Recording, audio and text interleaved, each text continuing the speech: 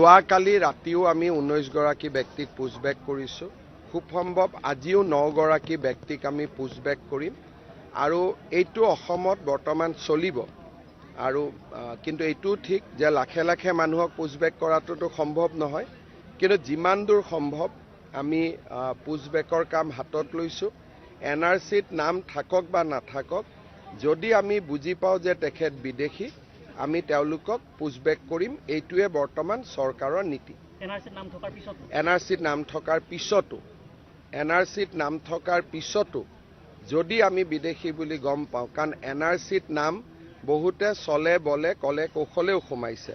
কোনোবাই কৰিমগঞ্জত যদি চাহাবুদ্দিন আছে, বাইহাটা চাৰিআলিৰ পৰা মানুহে গৈ তেওঁক বিচাৰি আনিছে, আনি কৈছে পিতা পুত্ৰৰ মিলন হৈ গ'ল।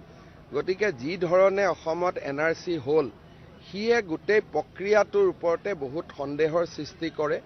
গতিকে আমি সিদ্ধান্ত লৈছোঁ যে NRCত নাম থাকক বা নাথাকক, যদি বিদেশী বুলি তেওঁক আমি সম্পূৰ্ণভাৱে বুজি পাওঁ, তেতিয়াহ'লে আমি তেওঁক পুছবেক কৰিম। গাফিলতি বিষয়াসকলৰো আছে, কিন্তু যিসকলে এই কামটো কৰে তেওঁলোক ইমানে বুদ্ধিমান যে আমাৰ বিষয়াসকল ইমান বুদ্ধিমান নহয়। নতুন দিল্লীৰ পৰা হৰ্ষ মণ্ডৰ বুলি এজন বিশেষ ব্যক্তি আহি অসমত 2টা বছৰ কেম্প কৰি লৈছিল। বহুকেইজন ডেকা যুৱকক আমেৰিকা আৰু ইংলেণ্ডত পঢ়ুৱাই লৈ আহিছিল অকল NRCখনত কেনেকৈ NRCখন বেয়া কৰিব পাৰি। এই ধৰণৰ ষড়যন্ত্ৰবিলাক আমি সেই সময়ত গম পোৱা নাছিলোঁ, আমিতো সাধাৰণভাৱে লৈছিলোঁ। এতিয়া এই ঘটনাবোৰ মুখ্যমন্ত্ৰী হোৱাৰ পিছত মোৰ নলেজত আহিলে, তেতিয়া মই মুখ্যমন্ত্ৰীও নাছিলোঁ। গতিকে মই ব্যক্তিগতভাৱে অকল NRCখন এটা তথ্য হ'ব পাৰে, কিন্তু NRCত নাম থাকিলেই যে তেওঁ ম্যাদী পট্টা পাই গ'ল, সেইটোক মই বিশ্বাস কৰিবলৈ মই সাজু নহওঁ। যোৱাকালি ৰাতিও আমি 19 গৰাকী ব্যক্তিক পুছবেক কৰিছোঁ।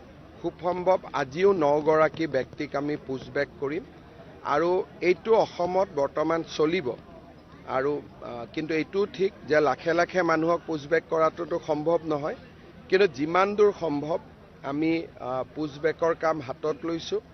NRCত নাম থাকক বা নাথাকক, যদি আমি বুজি পাওঁ যে তেখেত বিদেশী, আমি তেওঁলোকক পুছবেক কৰিম। এইটোৱে বৰ্তমান চৰকাৰৰ নীতি।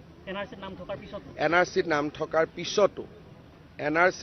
থকাৰ পিছতো যদি আমি বিদেশী বুলি গম পাওঁ, কাৰণ NRCত নাম বহুতে চলে বলে কলে কৌশলেও সোমাইছে। কোনোবাই কৰিমগঞ্জত যদি চাহাবুদ্দিন আছে, বাইহাটা চাৰিআলিৰ পৰা মানুহে গৈ তেওঁক বিচাৰি আনিছে, আনি কৈছে পিতা পুত্ৰৰ মিলন হৈ গ'ল। গতিকে যি ধৰণে অসমত NRC হ'ল, সিয়ে গোটেই প্ৰক্ৰিয়াটোৰ ওপৰতে বহুত সন্দেহৰ সৃষ্টি কৰে। গতিকে আমি সিদ্ধান্ত লৈছোঁ যে NRCত নাম থাকক বা নাথাকক, যদি বিদেশী বুলি তেওঁক আমি সম্পূৰ্ণভাৱে বুজি পাওঁ, তেতিয়াহ'লে আমি তেওঁক পুছবেক কৰিম। যেতিয়া NRCখন সম্পূৰ্ণ কৰা হৈছিল, তেতিয়া সেই ব্যৱস্থাৰ সৈতে জড়িত